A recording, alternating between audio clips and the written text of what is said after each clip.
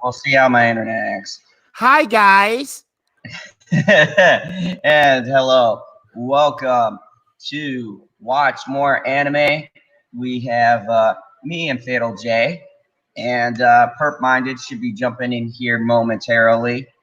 So, anyways, we're doing our every Sunday stream about particular animes and why you guys should be checking these out.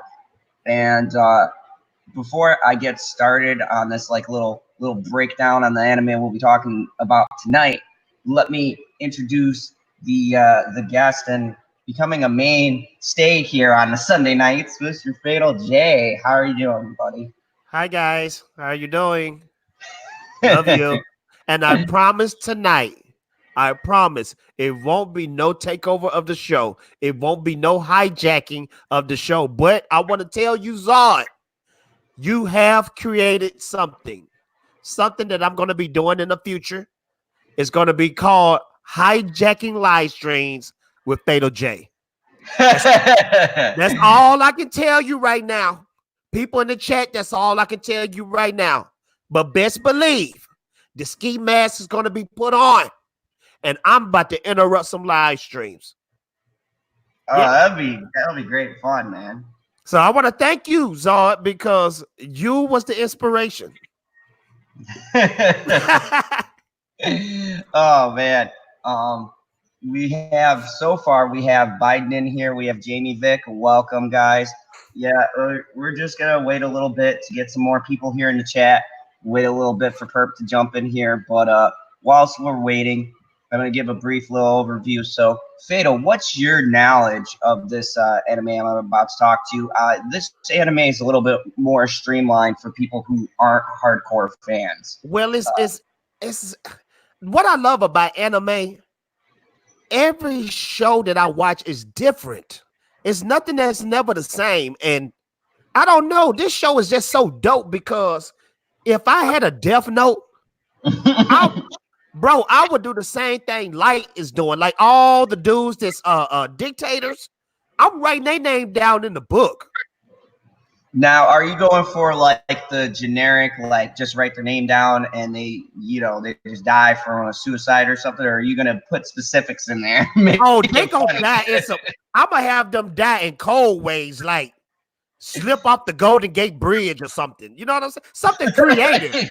Because you know what, like Light do, he don't ever do it the same because people will catch on. You got to switch up the way they die. You know what I mean?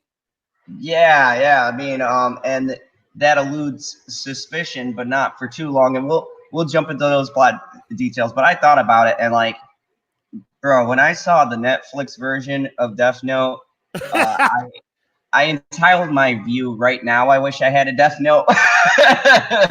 So you can destroy everybody that made that movie. Oh gosh! But I'm gonna tell you something though. I'm gonna tell you something. I enjoyed the movie. Only thing is this: before y'all throw darts at me, you should have took the Death Note name off of it because that wasn't Death Note. Absolutely. If you would have added something else to it, a different name, change the character names, that would have been a good movie.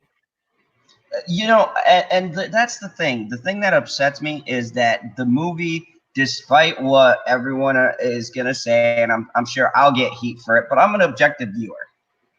I mean, despite the shade that got thrown at it, the shade was because it took the name Death Note and you have an established fan base.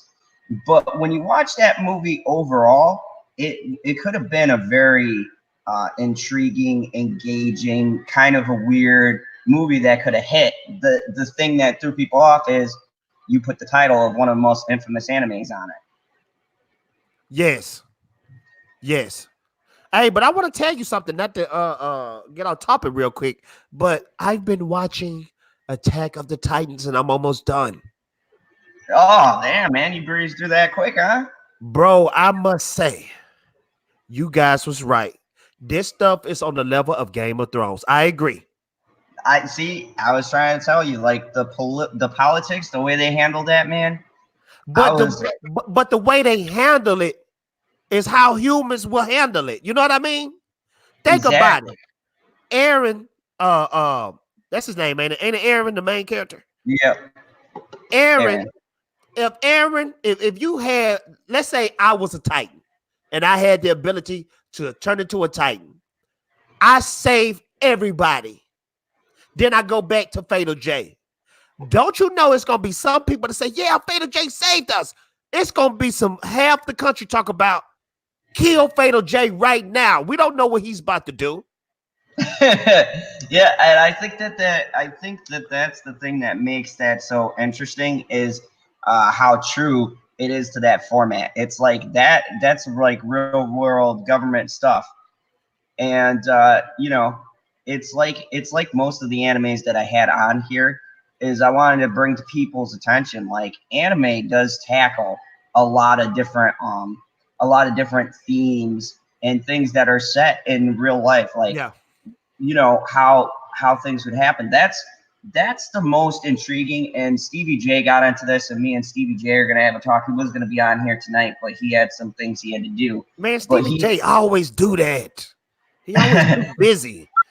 yeah, he had like work things. You know how that goes. Yeah, I But do. I do.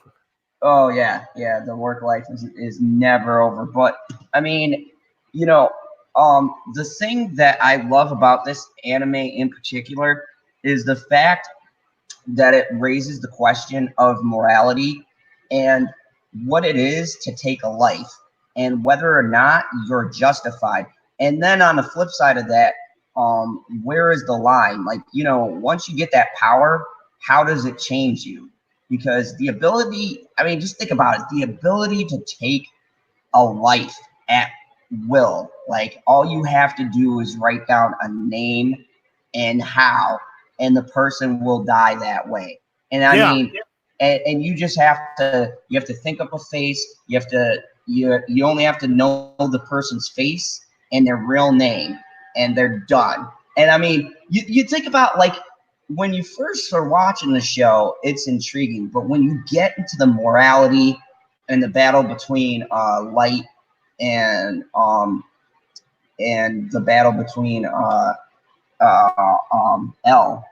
you know, and you think about the sides that they're taking, there are certain points I found in the anime where I'm sitting here going, well, is Light really bad? Like he does terrible things, yes, especially in like the second half.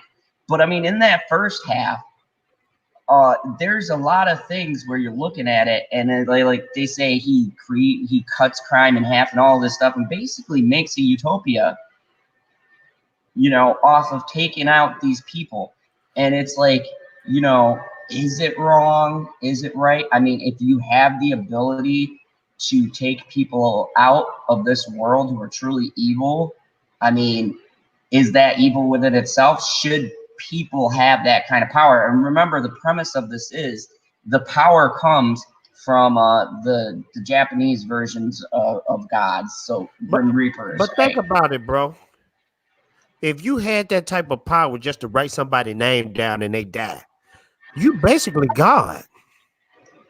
And that's what makes the show intriguing, right? Because it's like it's those questions, just like in real life, right, with human cloning and all that. It's like, where is the line between man playing God, and taking the role of God? And if you believe in God and all of that, then you get the religious dilemma of, is it right for you to step in the role of a God, essentially? I mean, who are you to say this person deserves to live, this person deserves to die? And I think that's what makes this show so fascinating in general, is Yes.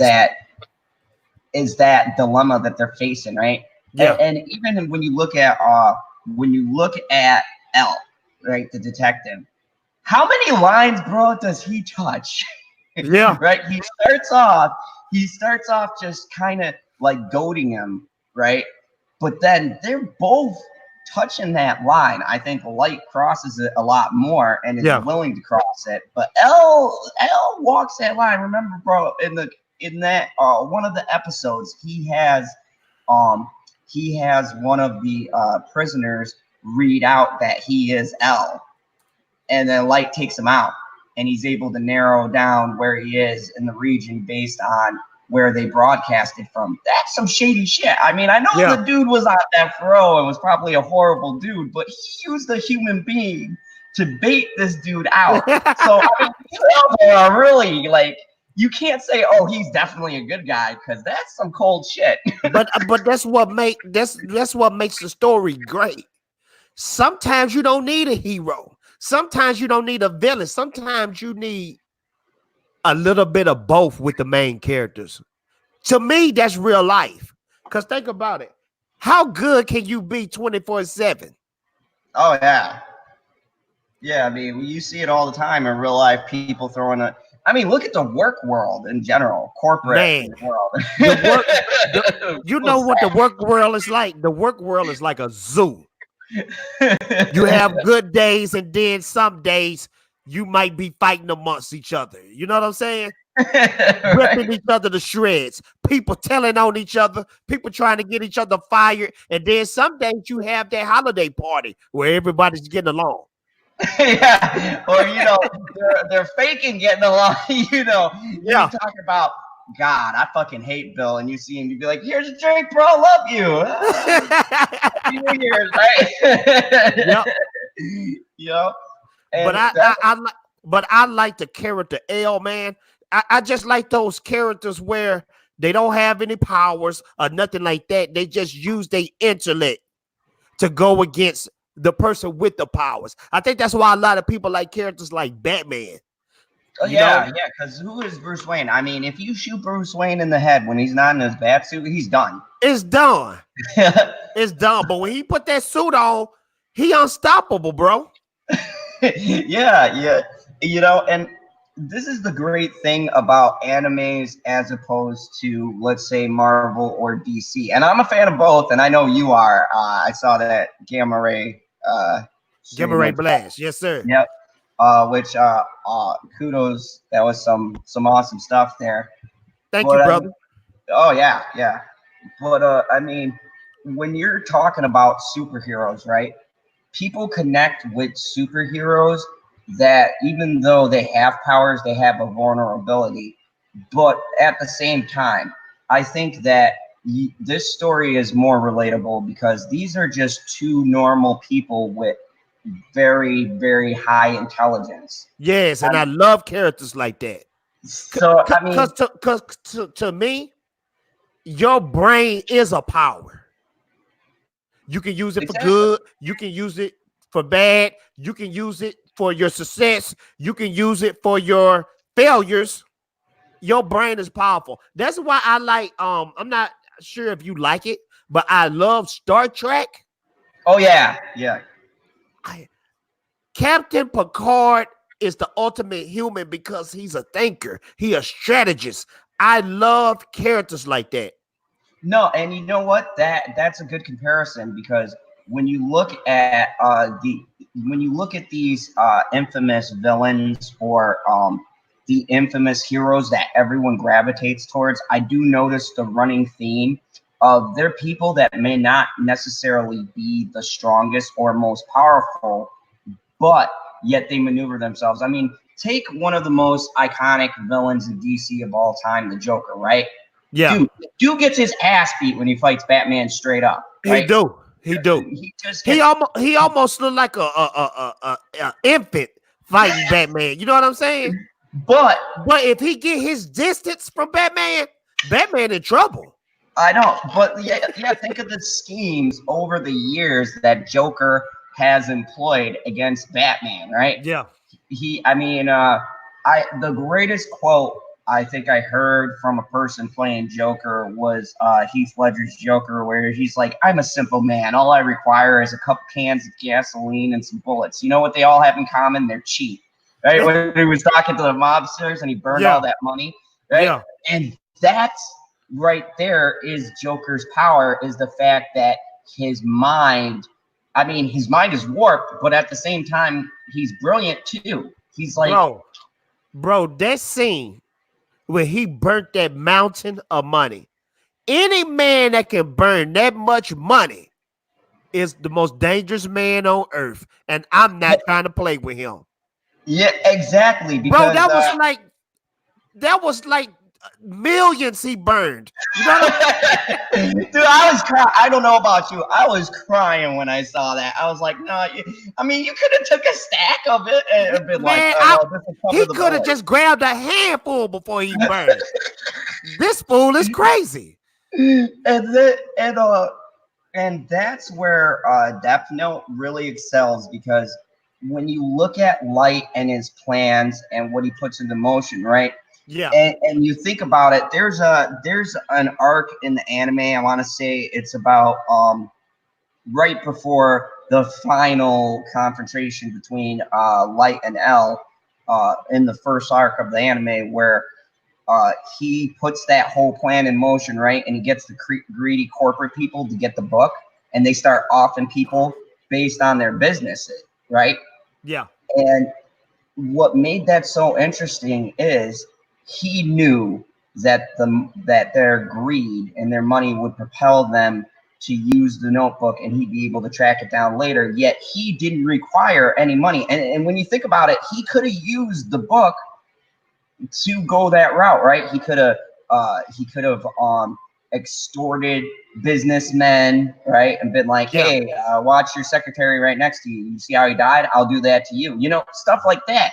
But he didn't. Right? He was playing a larger game, and those are the fascinating people. And what makes him interesting is that I think that when he said he wanted to change the world, right? The whole theme is I want to change the world, and it's my favorite quote. He says, "I am justice," right? Yeah. In the opening, they have them both saying it simultaneously. I am Yeah. justice.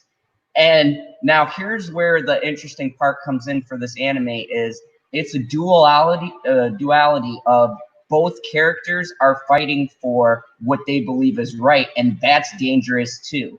And they show that throughout the anime. Actually, his rigid sense of justice is what changed him into doing what he does, right? And it's dangerous in your mind when you think that what you're doing is justified. And how many people do you know that in real life that justify their actions solely on the principle that they're right? What Yep. they're doing is right. And those people are dangerous too, Yes, they because are. they have no qualms about killing people because they feel it's justified. The means justifies the Yep. ends. Yep. And that's another great thing about this anime that I think translates well with people, is the fact that this anime does explore um, these two people with a strong sense of justice who, they're in their own mind in the right. And I think then to find out who's good and evil comes down to, your matter of perspective. But I seen a few episodes of Death Note. I always wondered what is the story behind Ryuk? What is the story uh, with him? he's the Like I know he's like you said the Green Ripper, but wherever he's from, like I seen an episode, it was other Green Reapers like him in their own little plane, their own little existence. Well, now here's where it gets interesting and kind of existential, which I find very intriguing. He did all this now, like, you can hearken this back to religion, right? And what some people believe with people like God and stuff, where they say, oh, he's just toying with me. But Ryuk did it because he was bored. So just imagine a deaf god dropped his notebook or another god's notebook onto Earth and started all that because he was bored. He's just bored. They're up there. They got nothing to do but kill people for like thousands of years. And so he goes, I'm going to do an experiment. I want to see what will happen if I give this human my book. And then I'm following him until the end. And that is what makes it so interesting, because literally the gods of this world just see man as some of them see them as entertainment. Yeah. Some of them are bored. There was that one arc where the one death god was in love with the girl that winds up hooking up with like Mitsa, where Yeah. that god directly interceded with death to save her, right?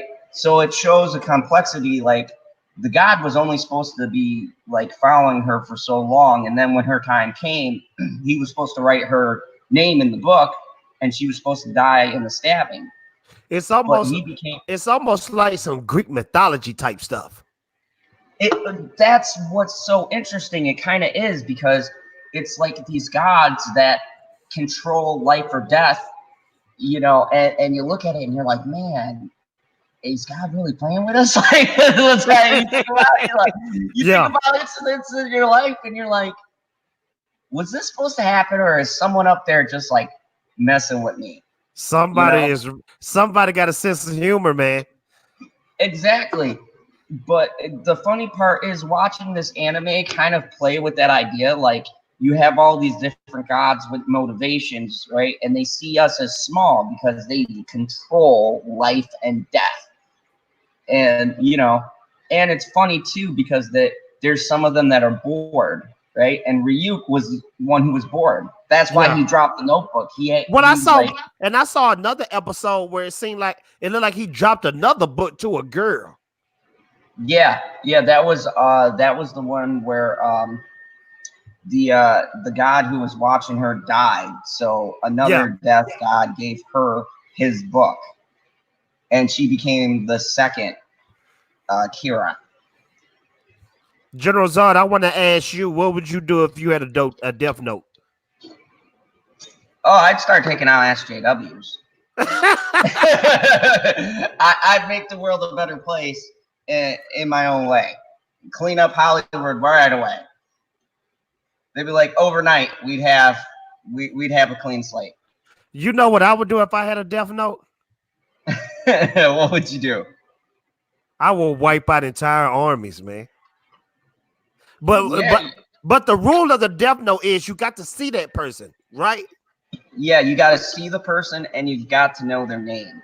But think about it now with the information age and stuff like that. How easy really is it to get someone's name? Yeah, it's simple, very simple. I seen a thing today where they found a guy. His body has been missing for like 20 years. They did a Google Earth and found his body that quick. Google Earth, man. bro. See, just Google Earth and then write down some names. Yeah, you be good. Because you can track all those names. You can. Yes, you can. And that's what makes it so interesting. So we've been kind of talking this up, but everyone watching, let me just give you like a basic overview of the show. So the show is about L, who is this young aspiring student studying criminal justice, wants to be a cop like his father. And one day he comes across this book that says Death Note. He reads it, and it says whosever name is written in these pages shall die. And so he goes and he tests it out on these like people trying to rape this girl and stuff. And he goes, oh shit, this thing is real. And he is tethered to a god named Ryuk. And Ryuk is this god of death who basically tells him he doesn't care what he does with the book, but just to let him know when his time's up, he's going to write his name in his own book. And he's basically along for the ride, but he's not going to help him out because he can't directly help humans and human affairs. Yeah. So L gets the idea that he's going to create a utopic society by taking out the people that he deems as bad and unworthy of life. And he goes about killing a bunch of people, and he catches the attention of the world's greatest detective, L. L is like the house of detective work. L is like, the weirdest freaker you'll ever meet. Yeah, he's basically the dude who you'd be like is a weirdo if you saw him, but he's brilliant and can solve any unsolvable case. He's like the man they call in when you can't solve a case. He'll solve it. And so, and he only takes specific cases. And hey, Nisha, good to see you. Um, so he only takes specific cases, and he decides to take this case on because he notices the way people are dying is kind of unnatural. And folks, this is where the show really highlights because it becomes a battle of minds, like a giant chess game. And when I first started watching this, I go, there's no way they can make a thrilling show, right? Just based on these people, because there's virtually like no violence really, except for when people die. It's all dialogue and then like dancing around, finding out who the other person is. But that's how you know a story is a good story. Mm-hmm. And I mean, I've literally finished the whole entire Death Note, and it's like 56 episodes or so. I finished it in like 2 days. That's how good the episodes Yeah, are. is it still on Netflix? Oh yeah, yeah, it's still on Netflix because they got the Death Note movie. So Yeah, I was thinking since they had that original movie, it got to still be on there. oh yeah, you know they're keeping that on Yeah, there. I wonder how that Death movie did though in sales. uh, it actually did surprisingly well. They're making 2 sequels, so They're either making they a know, sequel. yeah, either they know because they're taking the buzz as, oh, it was great, so we're gonna make another one, or they're just like being sarcastic and being like, huh, we're gonna make another one anyways because you guys watched it.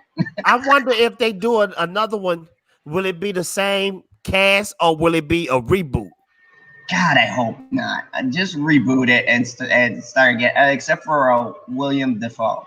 Because You could keep him as Ryu, but the yeah, rest of them, get rid of William them. Dafoe killed it, man. Oh my God, yeah. When I pictured what live action star would be voicing that, and they said the name, I go, perfect. Yeah, That's a perfect choice. because And then when I heard him, he got that gritty voice, you know. yeah, remember back in the day as Hobgoblin Yeah, or Green Goblin, and he did that laugh, bro. I yeah. was like, yo, I have never seen anyone do a better Green Goblin. Spider-Man. I can't sound like Yeah. He's like Peter Parker. You know, he had that mad crazy laugh he's got. yeah. Laugh. Oh. But yeah, so and yeah, this talk is gonna umbrella all of that. We want to do the anime, and I want to do a compare to the movie. But you know, to sum up the anime, I found it brilliant. I found it brilliant writing and brilliant in the fact that you can keep an audience engaged based on a giant cat and mouse game. And there's something so powerful about the end of that anime, right? Where like he's pleading for his life and he's screaming and crying, just like anyone he would have put in the book. I found it interesting that it showed such a downfall of a character, right? Because you seen the rise, you seen the peak, and then that drop, man, and it was a hell of a drop. I was like, God damn, that fall was high. Yeah. Yes, So, sir. yeah, and Jamie Vic, to answer your question, the movie and the series are different. I mean, they're vastly different. I want to say that the series, and the movie really, they don't have much of connection besides the names. Some of the events you'll recognize, but for the most part, it's such a far departure. Like if you Yeah, like because anime, the thing uh, about Light was dumb in the movie. yeah, oh yeah, I said it was like the Dawson's Creek version of Yeah. no, and they played up the love story too much. And here's the problem of what I hate about Netflix execs making these things, right? They have that certain demographic, and they're like, well, we can market it to like the teenage crowd, and it's like, no, look at the material, man. That ain't what the movie is. The movie isn't a love story; it's a tragedy. Yeah. I mean, when you look at the anime series and you look at the relationship between Misha and Light, I almost felt it was kind of abusive because he straight up like ignored her at points, bro. Like there was a whole part where he literally only saved her because he had to, because he got threatened by a death god. If anything happened to her, I'll kill you. Yeah. Like, he was not in it for love. Yeah. But you watch that Netflix and they turned it into some like Romeo and Juliet crap. And I'm just like, But you know what, Zod? I thought about something. And spoilers, if you don't want to hear this. They all died in the end, right? Didn't they die? I haven't seen it in a while. Well, no, I mean, Didn't they die on the Ferris wheel? Oh, yeah, in that one, it's implied that they did, but if they're making a sequel, probably not. But you know, I hope they did die. I hope they died so we can get the reboot. If they're smart and they're gonna do a Death Note 2, what I would do is I would have it as like these were the events and be like do some tricky stuff and be like, oh, this was before such and such got the book. Yeah, and then be like, and then throw in the real Light. Or you could be like, nah, that wasn't actually Light. That was just some dude that he had given the book to. Because you know what? It can be done that they do it just like the anime. Because Netflix have a Bleach live action movie that thing was just fire. Like it was just it was just like it. And I'm the Japanese are amazing because they take stuff from the source exactly from the source. It ain't no switching up. It ain't no gender swapping. It ain't no race swapping. It's just like the anime. They have a lot of movies like that. And I just want to address the chat for a second. Hey, Wookiees Lives Matter. Good to see you in our Watch Anime stream. What up, Wookie? And Matt's Mama Bear, the Dawson's theme song would work, and I'm not gonna lie, I rock that every now and again. I'll be rolling down the highway going, I don't want to wait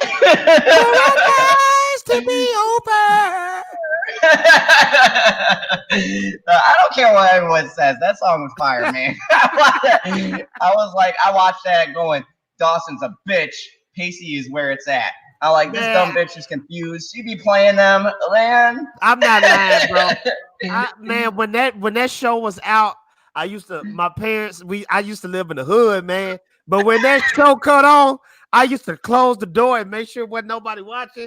And I'll be like, I don't want to wait for our lives to be over. Yo, I would sit there. They'd be like, my friends would call me up because it came out on Friday night.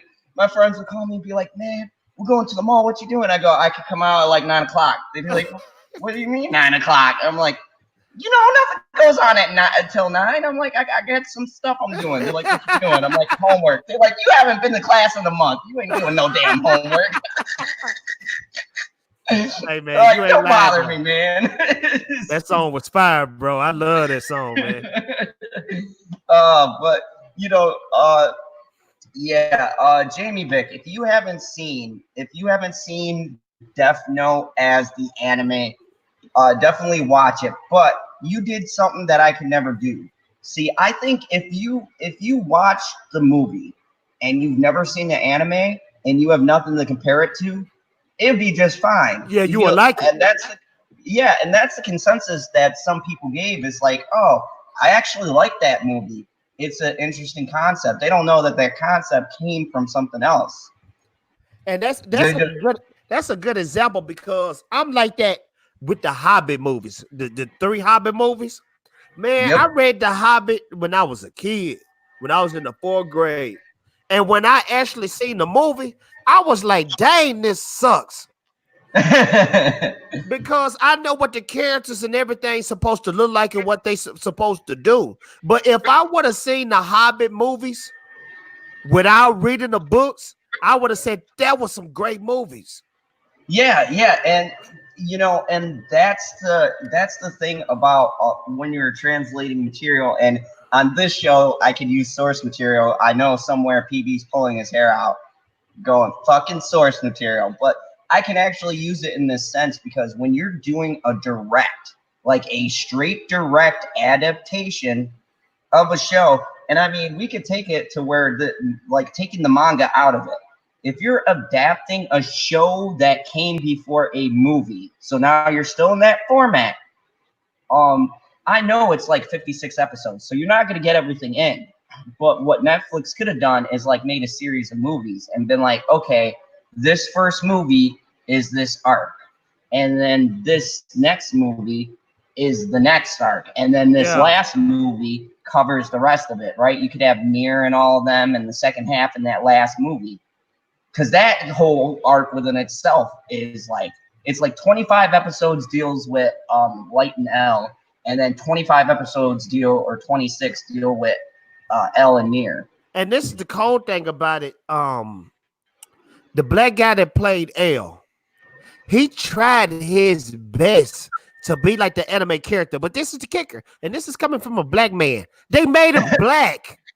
They made him black. You know what I'm saying?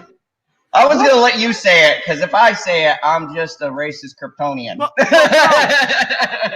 At the end of the day, they wasted that dude, man. Because that dude is a great actor, but L is not black. He's Japanese, bro. Jeez. Yeah. They wasted that dude time, though. That actor. And see, here's the thing. Nisha and Light, you can convert to white because they look pretty white in the show. Well, I'm going to tell you something about anime, Zod. All anime characters look European. I'm serious. Look at Goku or anybody that you could think of. Look at what's the dude out the last anime we were talking about? Of Cowboy Bebop, the main character, Spike. Oh, Spike, yeah. Spike look like a white guy. He does. He does. He does. Like, so you never know. That's fine if you translate that to a European person, but come on, bro. L as a black man, who thought of that? Who thought of that? And you know, don't get me wrong, there was stuff that he did as the character now that we're getting into the movie end, and we can reference back to the anime here and there, but there was stuff he did as the character in the movie that I like, eating the candy and stuff like that. Where you're like, oh, okay, I see. You could tell. You could tell he studied the character. You know what I'm saying? Oh yeah. But it's just he's black. You know. Thorfinn, what's up? What up? Purp, why is you late? Why is you late, Purp? Long story. Purp, you stereotyping us, man. You making it look like all black people are late. We were just doing a comparison because Wiki Lives Matters didn't even know there was a Death Note live action, and I was saying that with that translation, there were some elements that could have made that movie fire. You talking about the Netflix? What's that? You talking about the Netflix movie? Yeah. Oh, you couldn't save that. Like, we were talking about the first big mistake where Fatal said that say it, just say it. That not L, I always want to say L because they're so similar. L because Light is the other one. See, they have Light now. That L should have been a white dude because they basically like they race swapped, but they went a totally left field way with it, making L black was a far departure. That was the character because like the dude, what's his name, Lakeith, whatever, the actor. He's a good actor. He's a great actor. And I was excited for that when I saw the news. I was like, he's playing L. It's gonna be dope. So I gotta say, I actually know the actor, and I was excited too. And you know, here's the problem: even if you take out them race swapping, if you're gonna do that, then you gotta write the character as the character, and they only gave him half-ass traits, right? He ate the candy or whatever, but they didn't nail the intelligence. And I was just saying this, and Matt's Mama Bear had a couple of comments, but I was saying it was like the Dawson's Creek of Death Note. Like they focus on the love story, and it's like you guys didn't even pay attention to what this movie is about. It's not a love story; it's a tragedy. Pretty much. And you know, now I think about it, who I'd recast to play Light? Who? I'd get the dude that plays Dick Grayson on Titans. Oh, that'd be a that's good a choice. good pick. Good pick. Yeah. And no, Jamie Vick, it's not an anime movie. They adapted the Netflix version of Death Note from an anime Hey, show. just real quick, Purp, I'm almost done with Attack of the Titans, and you wasn't lying, bro. It's vicious. I love it. I love it.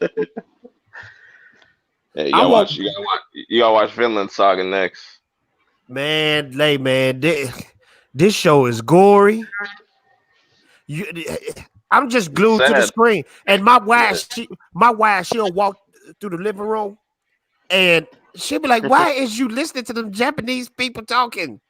Because I took your advice, bro. That quote kept going in my head when I was deciding to watch the subs. You said dubs are for peasants. I kept that in my head, bro. So now I'm addicted to subs, and it's like you said, it comes second nature now. I'm not worried about the words no more. Yeah. No, man, you just gotta learn how to speak the language and you straight. Nah, you're not. That's a whole other step. Like, yeah, I'll never get there, bro. I'll never get there. Because they talk so fast, man. That came from me, like, when I was a kid and watching Bruce Lee movies. And I'd be like, Mom, what? Like, I love these, but why are their lips, like, moving with the words? And she was like, oh, that's a long-running joke. So then I got Bruce Lee films, but in the original Chinese and Japanese. And I watched the original karate flicks in those. And I was like, oh, this is better. And then after a while, I was just like, I switched over to anime, and they're like, well, how can you watch it with no subtitles? I go, well, when you watch something, right, and then you watch the subtitles, after a while, when you're watching other shows, you can pick out words that you've heard because you've watched so many subtitles that it just stays in your brain. So when you hear a phrase, you go, oh, he's calling that motherfucker. So Zod, you can speak fluent like Japanese. Domi arigato. Whoa, that's easy. You gotta like do something like more. Yeah, you gotta do something like fix me a ham sandwich, you my servant.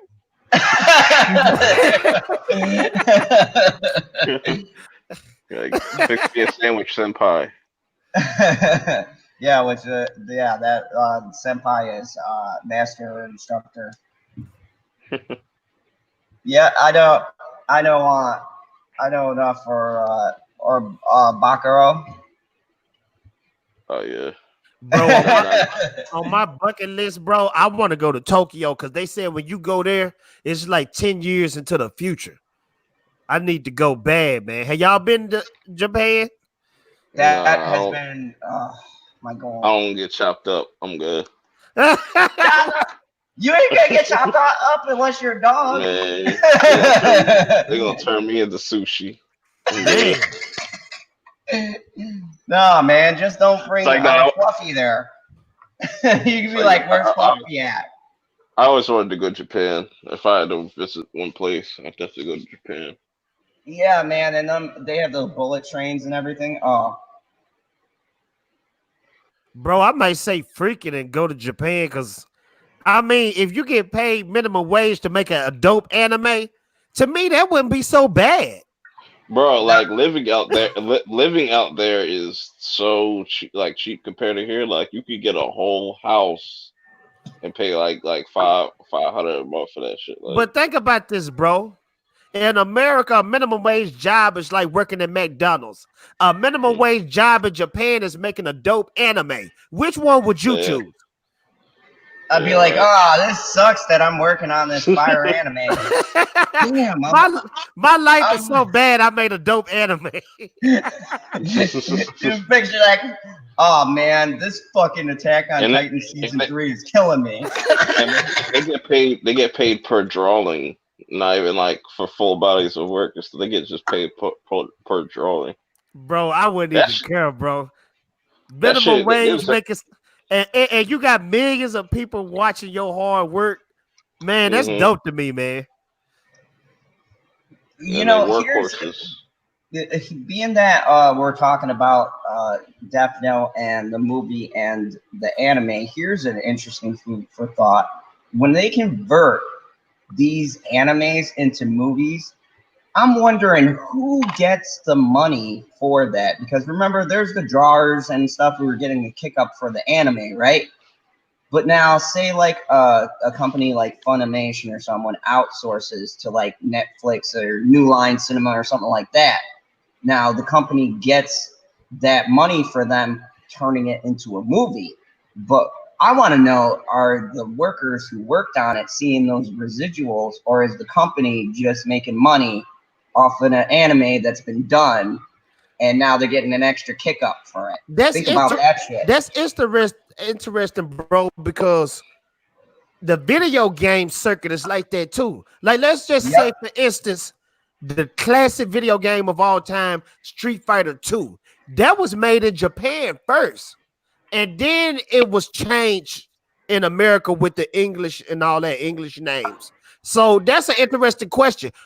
Who got that money for Street Fighter first? The Japanese or the Americans, or they had split 50-50 or what? And that's the interesting question, because when Purp brought up like how the animators and the writers and the people writing the panels and stuff, they're the workhorses, right?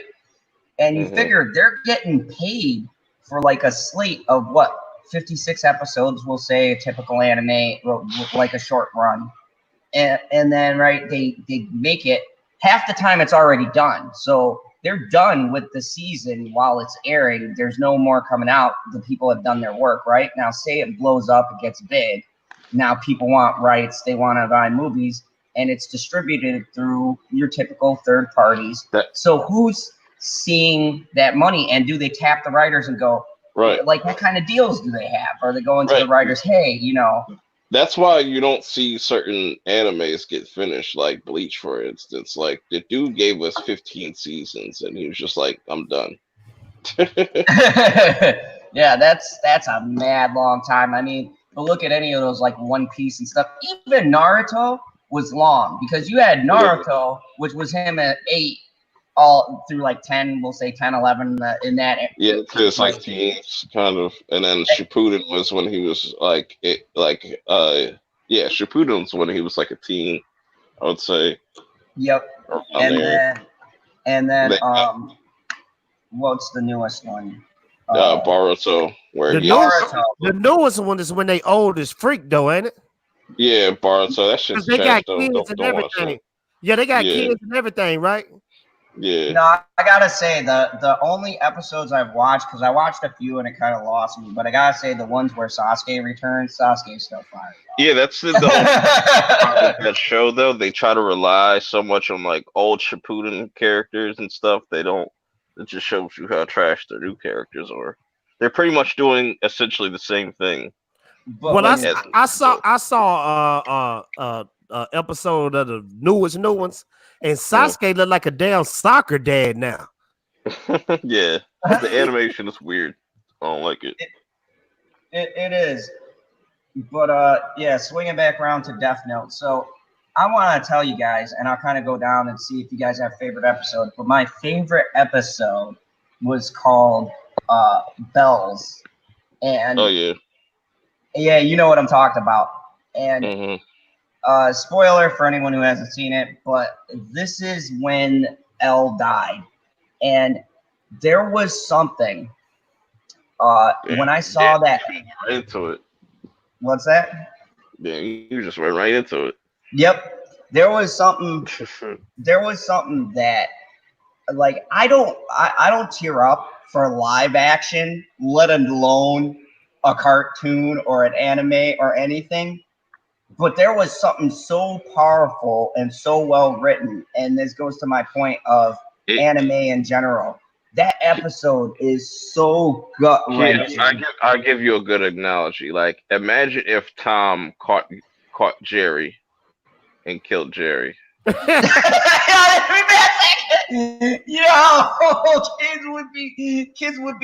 there would be psychology bills for years.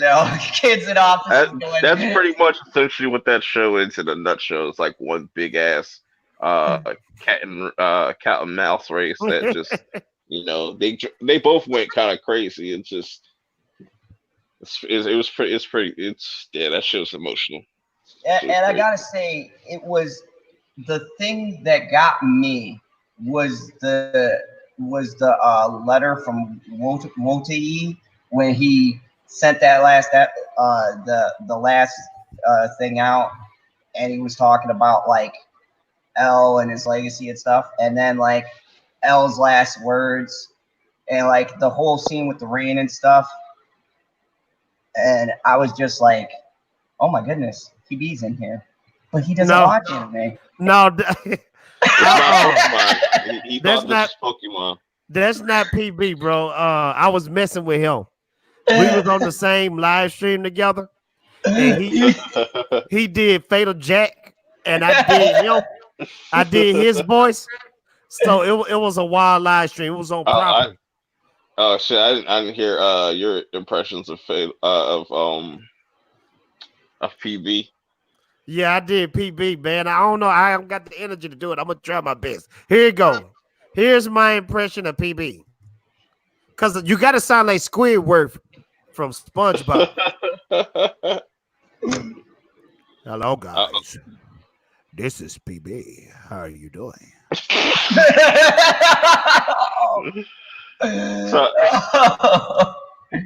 I just want to let you know that I am an intelligent being, and you guys are nothing but peasants.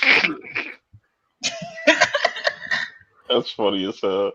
Yo, I know PB wants to go back through and go, oh, PB sounds PB sounds more like Bill Nye. I always thought he sounded like Squidward. Bill Stein. He sounded like Bill Stein, like the dude from he's like Bueller. Oh yeah, Ferris Bueller. You gotta sound like you have no soul because he is a dude. You're right, bro. Oh man, that's hilarious. But I'm trying to gather my thoughts again. So you was talking about the episode where he died. Oh yeah. So yeah, and just like the aesthetics, the sceneries, the things that they establish, like that back and forth. And this is where I'm conflicted. Like a lot of people have said, okay, Light was oh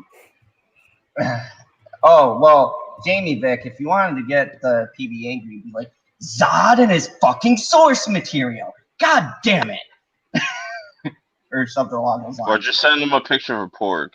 You're like, oh yeah. He'll go off on a rant.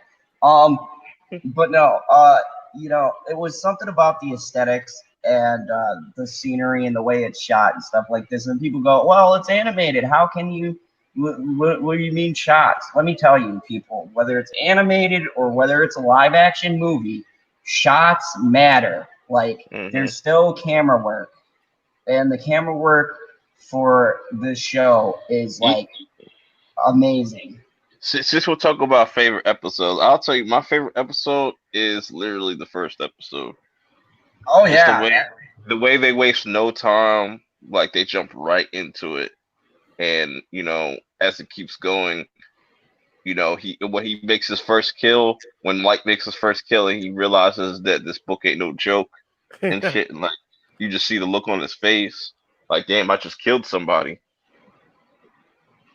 Yeah, I mean, and here's the thing is that he's such a complex character because there'll be moments in the show when you legitimately don't want him to get caught, especially in the beginning.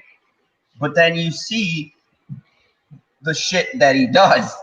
And, by the time you get to the ending, it's pretty brutal. The other episode that I like was the one with his father, and when Nier enters, and his father, and what happens with him. And that episode makes you wonder if he puts on an act based on what's happening to his father, or Mm. if he legitly feels bad. And that's the brilliance behind the writing of his character. At least for me, it was very hard to tell when he's just bullshitting because he's been telling these lies for so long and he's very convincing. And even his lies have some truth in them. But it's like you get to a point and you can't tell where his emotion is for a real event or whether he's just playing it up He's until the kind of very like end. he's kind of a sociopath, I guess. Yeah. Yeah. That's the interesting part too, is that was he always a sociopath or did getting this much power make him that way? Was he always kind of like, did he always have just too much of a sense of justice and he was given a loaded gun in a sense? And Or Ryuk loved every minute of it. He was just like his friend. Like me and he Fatal was J, fascinating. yeah, me and Fatal J were talking about that. How just think about the theological aspects of it, right? Where it's basically a god just playing around with people, right? Yeah. Just think about that. Any god that you believe He in. literally told him like the first time you met him, he's like, I just dropped it because I was bored. Yeah. And like, there's a lot of parallels to him and just him and Light because they're both very bored people. They're obviously very smart and they know what they're doing. But yeah, shit was crazy. And Fatal, what was one of your favorite episodes? Man, it's been so long since I seen it, but I just enjoyed how different it was because it's not really that much action in it. It just got good story and it got it's basically a good drama, And Mm-hmm. and you would think a cartoon or an anime wouldn't be able to pull it off, but this anime pulls it off perfectly. Yeah. Yeah, it's kind of like it's a little bit like has that Law and Order vibe to it. Yeah. And the fascinating thing is that for an anime that deals with death, life and death, morality, things like that, it's uh, it also isn't really, when you look at all of the animes that we've talked about or any that we've probably seen, it's probably not the worst anime out there in comparison. I mean, you do have your crazy suicides or deaths here and there, and what it talks about makes it more mature. But when you really think of the content, it's not really brutal at all. It's just what it's talking about is very, thought provoking. Yeah, it doesn't try to get you with shock and awe. It's like when a character dies or characters die, like it's very not. It's not forced. It's not forced. It just comes off natural. Exactly, and at some point surprising. Like there were a lot of characters that got offed in this show where I was like, I did not see it coming, especially when I first watched it. And I'm just like, because you're watching, and I like when a show does that. It's like when you're watching a show and there's two main characters, and you're going, oh, these are the two main characters. They're not going to kill these guys off, until the final because, why would you do that in your show? Right? Halfway through. Who does that? Not this show. When they did that shit, I was like, what? Wait, then it's so, well, shit, the bad guy. like you just killed the main protagonist. Like, what? Where does it go from here? like, It's very interesting. like Purp, when you first saw what they did, were you like, well, shit, I didn't see that coming? Yeah, man, that was the thing about Death Note. It just kept giving you different twists and turns, and you didn't really. It's really if you have never watched it, it's really hard to predict what they're going to do. Like you never know. Like they could have done it the done the obvious and had Light die, but that would have been boring and kind of cliche. Um, but the way it ends. and it's pretty interesting.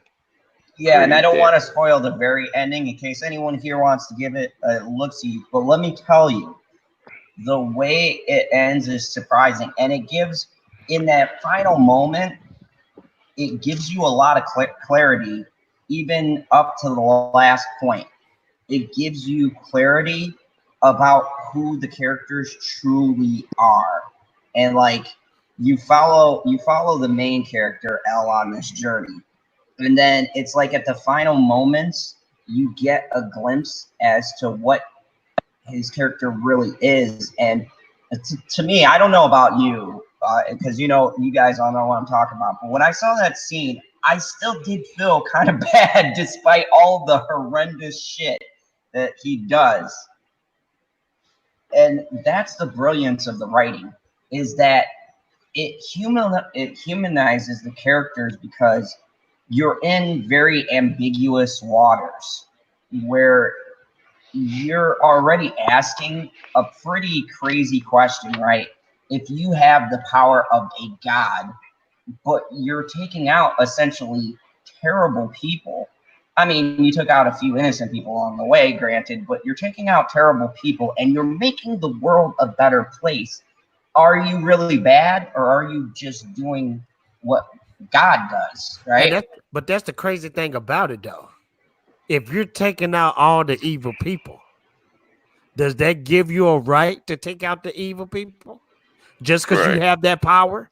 See, there's a lot of questions that arises. And what does that make you? Yes. Exactly. Does that make you a god, or do that make you a devil? Wow, fail. That's a quote. Yeah, that's a that's a quote right there. Yeah, I agree, because at what point does it make you a murderer, even though your actions have essentially probably saved hundreds of lives, right? You've preserved some people. Maybe there was a mother walking down the street, right, with her child, and she's about to get shot, and bam, you got that hot tip about this guy walking around just shooting people, and you take him out, and bam, you save that person's life. And you don't know what they could have been, right? Or you save them, and now they can reach whatever destiny that they were going to reach because you intervened. But here's the other question to that: what does your actions cause by intervening, right? Maybe some people who die need to die for specific reasons, right? We don't know what the grand plan is. And having that much power, then comes the question of, like the butterfly effect and stuff. You kill one person, but maybe that person was supposed to die at the time they were supposed to die at. Yeah. And now you have messed with like the laws of life and death. I mean, that's a big thing. Like, you are messing with the balance of life and death. Like, maybe if they die, someone else lives, right? So now you killed this one bad person, you saved these people, but now you've killed other people, because if these people died, something else over here happens, and that lets this person live. But now that they're alive, that can't happen. So now these people die. Yep. I mean, it raises a lot of great intellectual conversations, right? Which makes a great anime. Exactly, because you sit back and you think, it's like, it asks the hard questions. And I like what Jamie Vick said: should you be judge, jury, and executioner? That's the biggest question. What gives any of us the right to have that deciding factor? And right? this is the cool thing about it. If you can watch a episode and walk away from it and still ask questions, then guess what? That's an awesome show, and it did its job. When I've watched this, I've done like breakdown videos and stuff, and dissertations on it and stuff, because I watched it a while ago, and like I was in college and I did a whole paper on it, right? And my the person that I gave the paper to, my professor, was like, dude, this is a show? And I go, watch it. Yeah, this is what I wrote my paper on. and because we were doing about like the justice system, because I took criminal justice, and we were doing stuff on like, are you right to take someone's life if it was to save someone else, blah blah blah, that age old question. So I go, oh, I got something for this, and I watched all of Death Note, and then I wrote down and I gave like links from the anime to real life and real life cases and stuff like that. And my professor goes, wow. He goes, this show like tackles that? I go, yeah, man. This show made me like think like, yeah, where. I wish we could have had Stevie J on here because he just watched Death Note. Yeah, I think I talked to Stevie J. He's down to do something too. I think we're gonna have a talk about it too, because I think like he's a great person to ask, because he had never watched anime before this show, and he was like mind blown. I want to ask you guys a quick question. Sure. What was the first anime you ever seen, and how old was you? Well, To my recollection is like Pokemon and Dragon Ball, the usual. I'm finna trip y'all to freak out. I remember the first anime I seen. I remember the age too. I was 7 years old, and the first anime I ever seen was this movie called Demon City Shinjuku. Oh, I remember that. That's a one hell of a. Bro, just picture a 7-year-old watching that movie. Yeah, that movie's pretty fucked up. Was it the Devil's Crybaby, whatever like that? Devil Crybaby, what's that? I forget I'm pretty sure I'm pronouncing it wrong, but it's like it's they have a newer series on Netflix, but it's a trip. Oh! I saw that. That was a good anime. It's really wet. Because the dude at the end that was his best friend turned out to be Lucifer. Right. Yeah, that was a great one. I think we'll have a talk about that as well. That shit's fucked up. Zon, what about you? Do you remember your first one? Yes, I do. It was Ninja Scroll. And I was 8, and it goes with the theme that I like martial arts, and I had heard about anime, and I was one of them people going, man, I don't watch cartoons. I'm grown, right, at 8, and I was like, I'm growing up. I don't watch any cartoons. And he goes, you like martial arts? He goes, sit down and watch this. And dude, I watched that, and then next was Akira, and I fell in love. Yep. Because we had a marathon, and it was on VHS. Yep. And I watched Ninja Scroll. I watched Akira. I watched Wicked City. And Wicked City is dope. Yeah, man. Oh, and you gotta add in that big top names you did. You got to add Ghost in the Shell. Ghost in the Shell. I would watch actually. Like I watched that when I was like 12. And I remember thinking, like, I had a crush on her. Well, it's mind blowing because I was watching that stuff and the nudity that's in it. Like, you remember? Speaking of which, do you remember Elfin Lied? Yep. That shit is violent. Talking about like a chick that could just like explode your whole entire body type shit. Like, just crazy. What tripped me out about Ninja Scroll, like in the first beginning of the movie, that dude that could turn his whole body into rocks. Now, I'm watching this at 7, 8 years old, bro. So after he get the ninja girl in his grass, he like licking all up on her body and stuff. And I'm like stunned as a 7 and 8 year old child because she got her breast hanging out and everything. I'm like, what the freak is this? But I couldn't stop watching. I had a good time. Yeah, and the great part about watching anime, if you're watching anime back in the day, you're already desensitized like early. Yeah. Those classic animes. Once you put in that first like R-rated anime, you're done. You ain't watching no more Disney shit. Cause see, it was weird, bro. That stuff used to come on real late at night on the Cinemax channel. Yep. You guys familiar with Cinemax?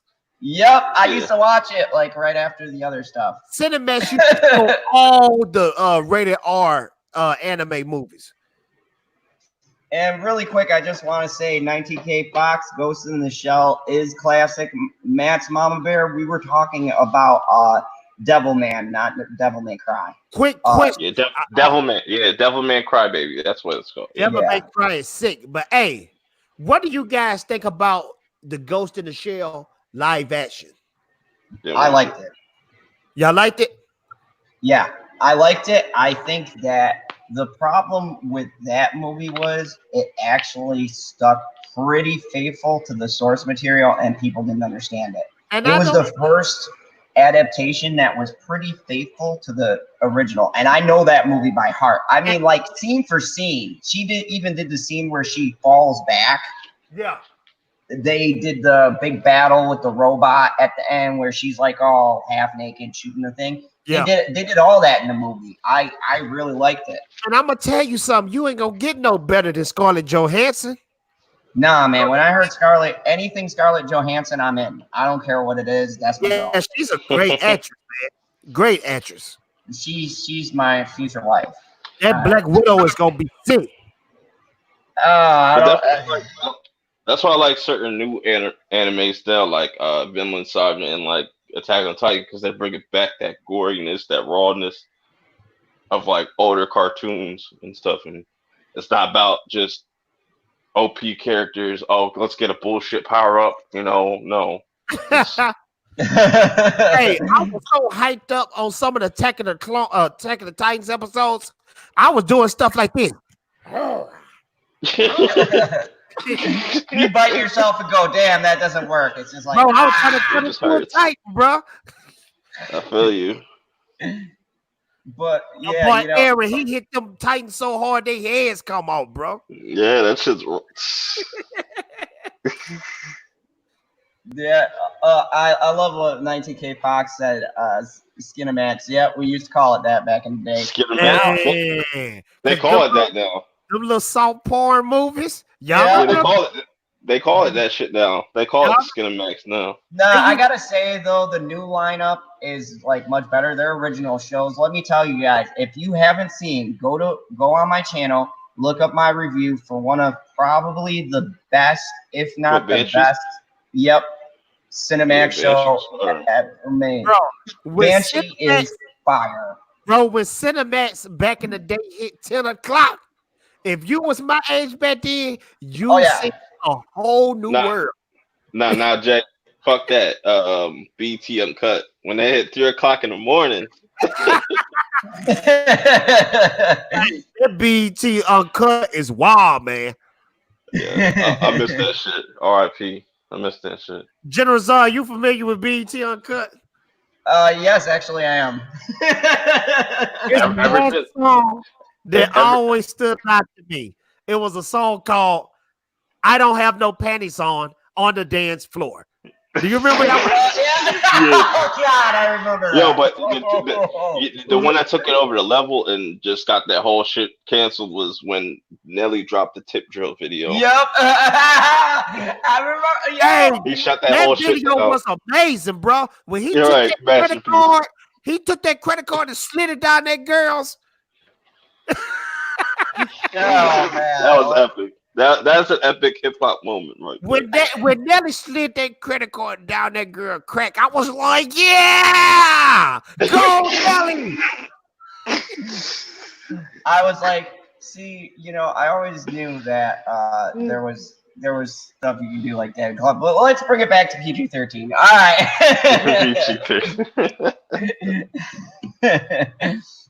But anyways, yeah, it was.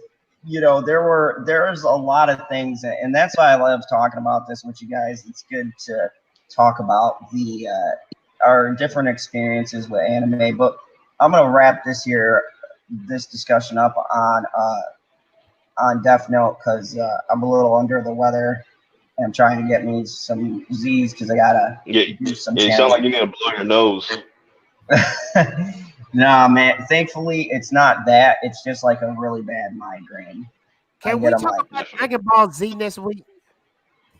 We did Dragon Ball Z. Y'all were I missed MIA, and I sat there and did a dissertation on Dragon Ball Z.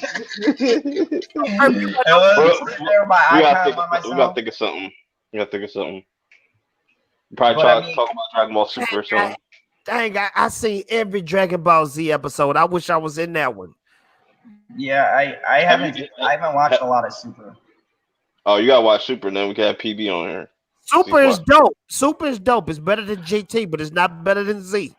Yeah, I could see like because Super is technically like if you were to with some Dragon Ball fans, they would equate that to like the new Star Wars trilogy.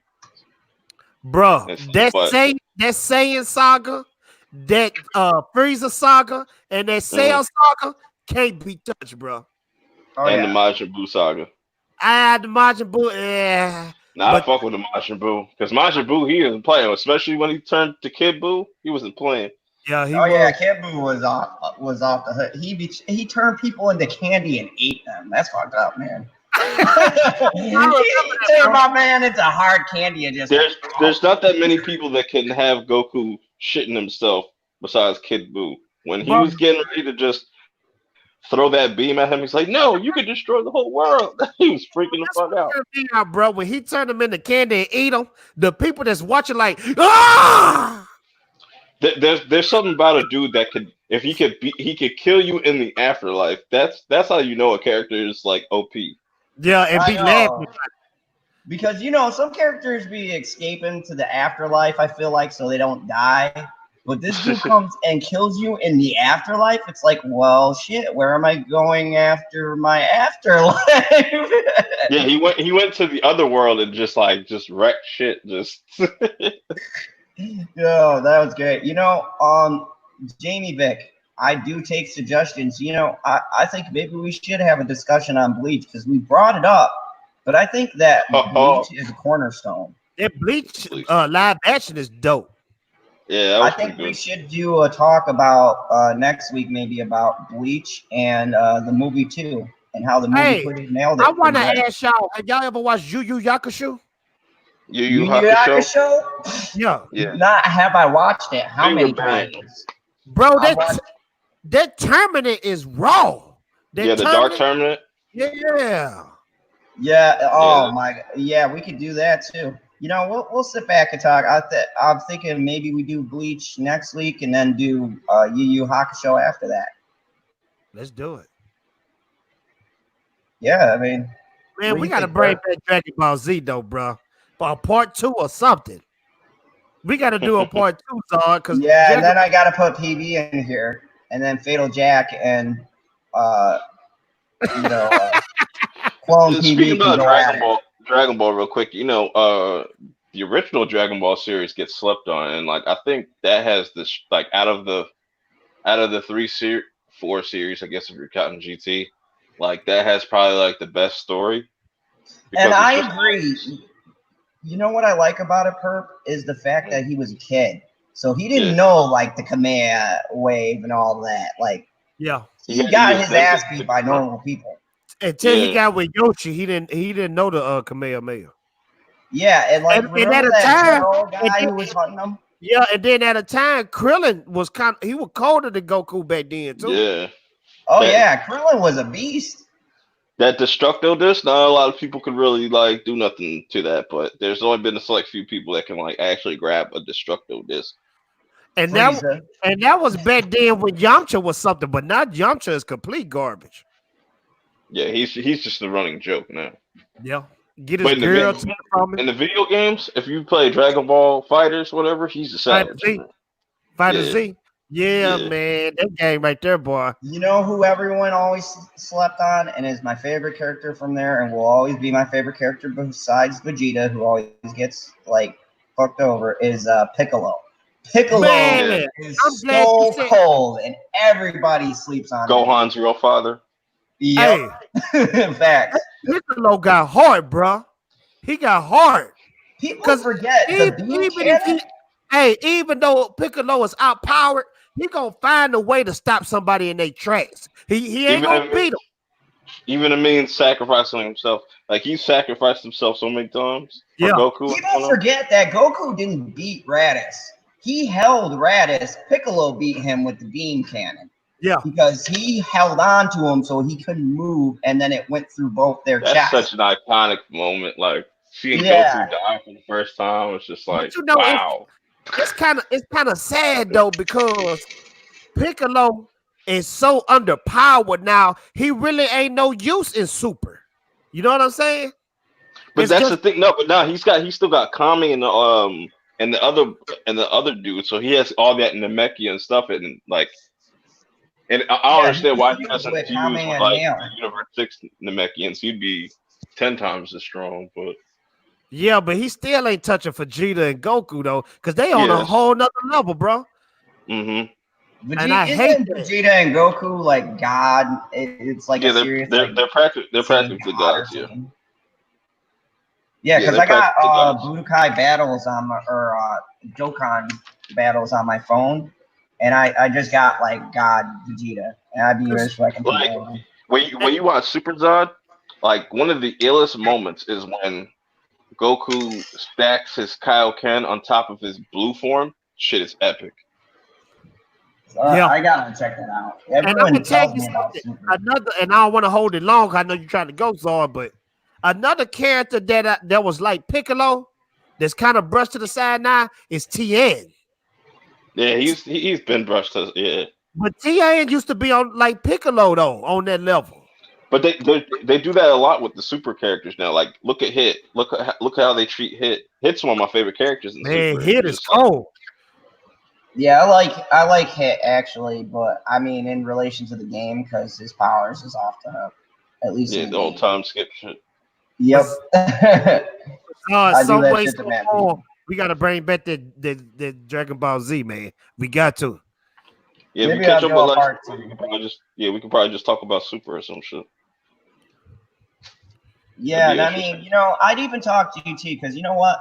A lot of people hate on GT, but like rewatching it a couple of years later, I do kind of see what they were trying to do. Bro, I would never. Zod, I would never watch GT ever again. that show is trash. I only watch it for the Baby Saga and the Dark Dragon Ball. Yeah, sagas. the Dark Dragon Ball. Baby was one of the dopest villains from GT though. They gave Vegeta a freaking biker's mustache, bro. Yeah, that's a biker's Vegeta was cold with that mustache. Bro, they gave him a flat top, bro. Come on. And he had the gloves on, the fingerless gloves. What was they trying to do with his character? I thought that was some cold shit. Oh, man. With fingerless gloves, I was like, he's ready to get it on. And then Goku granddaughter Pan, she all annoying, talking bad to her grandfather, and he a baby again. Come on, man, that was too much. Yeah, they're trying to go too nostalgic with that.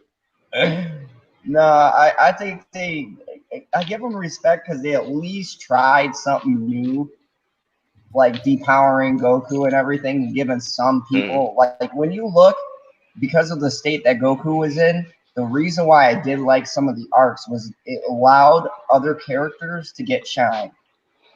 Because I wasn't against depowering Goku because I get tired of him always getting glory. And I'm glad if Dragon Ball Super does end up coming back sometime in the future. I would really like them to like make Super Saiyan 4 a real thing within the actual canonized series and stuff because they did tease it with Broly and stuff. Yeah, the creator said GT ain't even canon. Yeah. They've been trying to disavow that. I went on the website and go, bro, don't pretend that didn't happen. Just come on, you can't go. But that's like with Star Wars. Oh, it ain't canon. Bullshit, you made it. All you could really put GT is just like an alternate universe. Because they do mention like there's all these different universes and stuff like future Trunks' timeline is different than the main timeline and all this stuff. Like they get really in depth with it with Super. Purp, did you get that that link I sent you to the live action Dragon Ball thing that those independent creators made? Yeah, I've seen that. Yeah, that shit's fire. I tell you Yeah, what, Beerus need to destroy that universe. I'll tell you what, you know, Brawly is my favorite character. He just needs to kill everyone and take over. Man, Brawly is sick. I still need to see that movie. I still haven't seen it. Oh, Fatal. I saw, okay, this was one of the rare times my theater actually got anime. Dude, I saw it in an IMAX screen. It was that shit. I was like, there was a kid. It was dubbed. Yeah, there was a, oh my God, there was an 8-year-old kid with his dad. The 8-year-old kid didn't say nothing. You know how kids be like, I want to leave, blah, blah, blah. He looked like me. His mouth was open and just eyes glued to the screen. The animation was I had so a lot amazing. of fun. I had a lot of fun with that in theaters. When you seen it, it was dubbed. Yeah, it was dubbed. It was the best though. That dub was everything about that movie. That animation. That I forget the animator's name. He's like pretty popular. He does a lot of like shit for like One Piece and stuff. But the style that they went with like was completely different from Super. What they did with Super towards the end of it. But that animation was breathtaking. I saw by secret means, the beginning of it, because it was looking like it was in the past when Vegeta was a little boy. Yeah, the first like they kind of retcon, you know, the beginning of Dragon, like the beginning of everything, like they kind of retcon that. They kind of changed some things around. It's more of like Dragon Ball minus storyline. It was like this one was a reboot because I saw the old Broly movie. Mm-hmm. Yeah, that wasn't connected to the actual timeline. Oh, okay. A lot of people didn't like how they did Bardock because Bardock is not like the Bardock that you've seen from like the Bardock special where he's like a complete savage. Yeah. And whatnot. So they definitely kind of remixed it a little bit and just they made they kind of made Goku, Vegeta, and Broly kind of like the same age, around the same age. Well, it was like that though in the original one too. And I know you said it ain't canon. You right, but I thought Goku, Vegeta, and Broly was always the same age. No, because usually like Goku is younger than Vegeta. Vegeta is at least. Oh yeah, you right. You right. Vegeta was already like, you know, like 8 years, 10 years old when Goku, well, when Frieza was around and Goku was still a baby. Yeah. So yeah, they kind of retconned some stuff. Yeah. Still that I have never seen a anime where that fight at the end lasts like a half hour. I swear to God, it was the longest fight. Don't watch any trailers for it. You'll get spoiled. Okay, yeah. I'm gonna watch it probably tomorrow. Yeah, man, don't watch any trailers, but I'll tell you that fight is worth it. Like Purp, I'm not even joking. Wasn't that battle like 30 minutes? One of the best Dragon Ball characters also pops up in it that I'm glad that they made canon. Don't spoil it. Please don't spoil it. Yeah, I was pissed when they showed it. I was like, "Why the fuck?" They pulled a Batman vs Superman when they showed that trailer. I was like, "Why the fuck would you say that for the movie?" I'm not gonna watch it. Oh, I was so pissed. Thinking about it it's getting me triggered. Dang, I want to already. But yeah, you know, and it did. You want to hear something crazy? So I looked up the box office numbers because I was curious. I'm like, canon anime. Well, that movie was number 2 for weeks because I can't remember what was out at the time that was holding number 1. But Dragon Ball Z, the box office was so shitty. Dragon Ball Z was literally number 2 in the box office.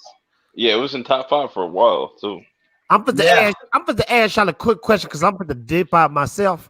But do you think anime is so dope that America, like the TV shows, the media, the companies, all this is trying to like brush that stuff back? Because I wouldn't say. Anime is almost still like on a underground thing. You know what I mean? I would say not really because, you know, it's become so mainstream now. You got like it's not put in the news or a lot of people don't know it, but like a lot of these studios and like are looking at anime and have big plans for it. Like Yeah, a you're lot of right. Because I forgot about stuff like Pokemon and stuff. You yeah, a know, lot of people like their work. Like I'm telling you, like live action anime movies are going to be a thing going into this next decade. Like that's definitely And going to I'm be. gonna give you guys a suggestion. If you haven't seen it, it is a adaptation from Japan. But Tokyo Ghoul, Yeah, watch Tokyo that Ghoul is pretty movie. cool. okay, I'm gonna peep that out. Watch that. I mean, you could watch this movie is such a good adaptation. You can watch the movie or you can watch the anime, and they're both pretty like similar. That movie has got to be like, if you put it in perspective of Hollywood kind of stuff, that would be like the equivalent of one of our horror movies. This Not movie is so crazy violent. 19K5 said Brawley made 114 million worldwide. Just think about that. God That's an damn. anime.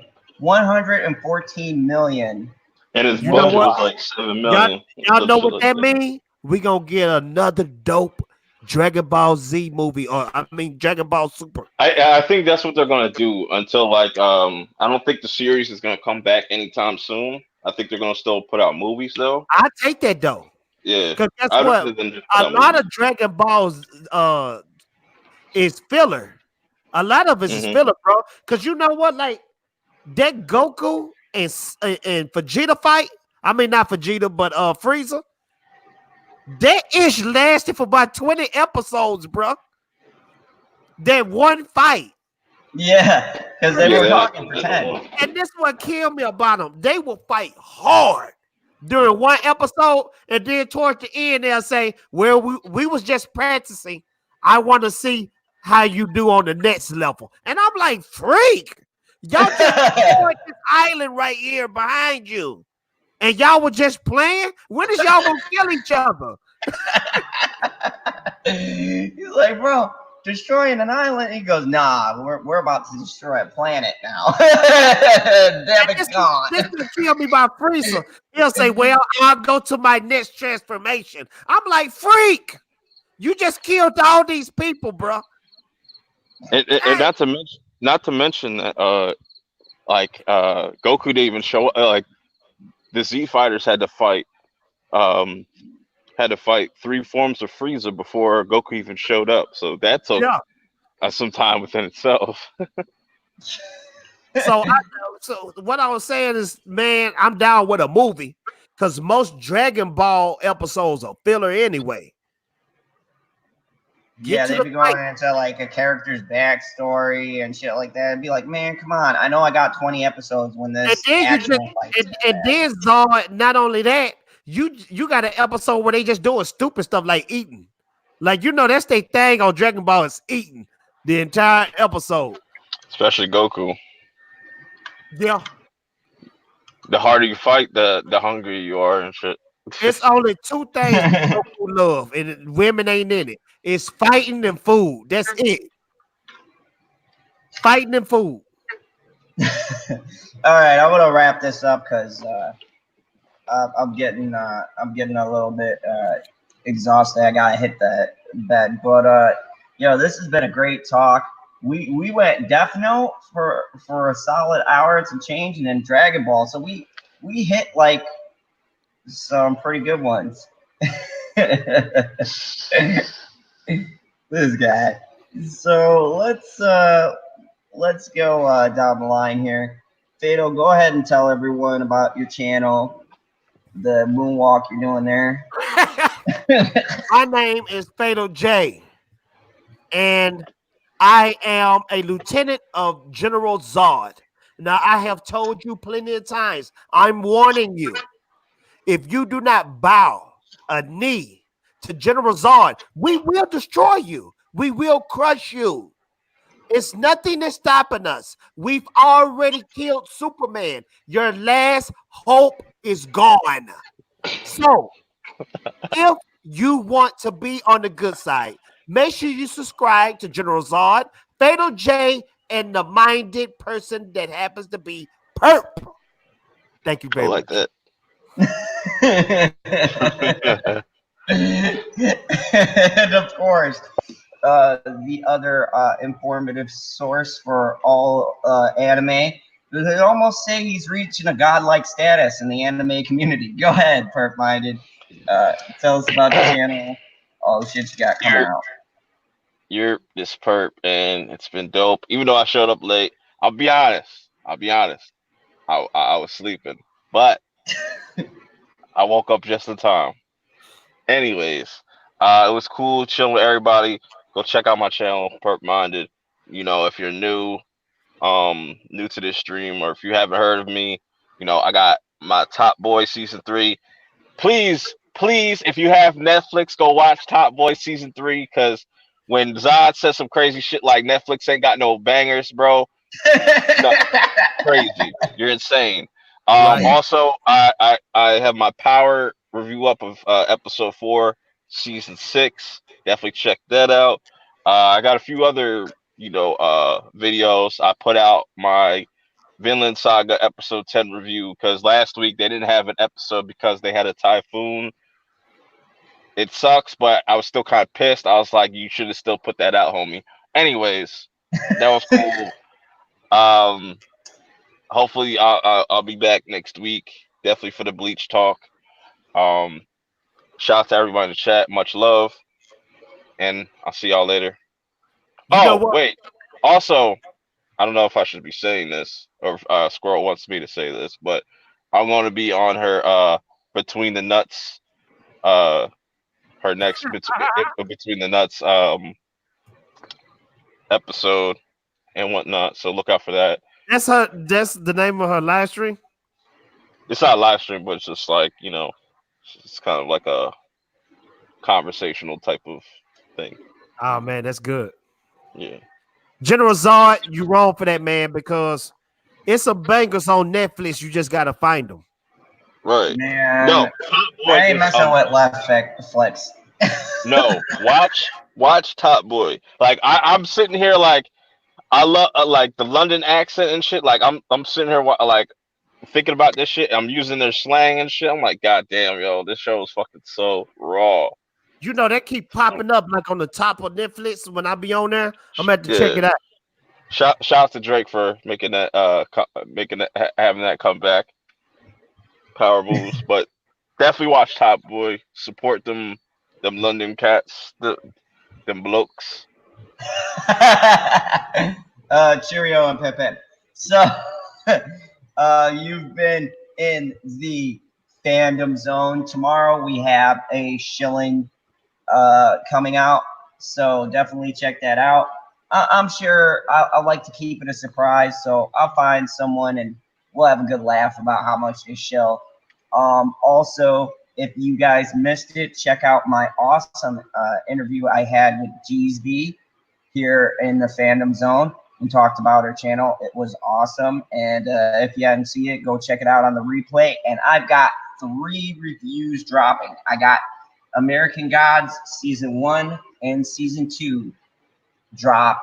And then I'm going to have Hustlers drop as well. And you watched that?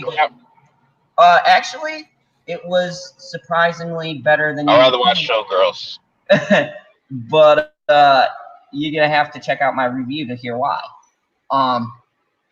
Also, crazy eyes over here. I was trying to see something.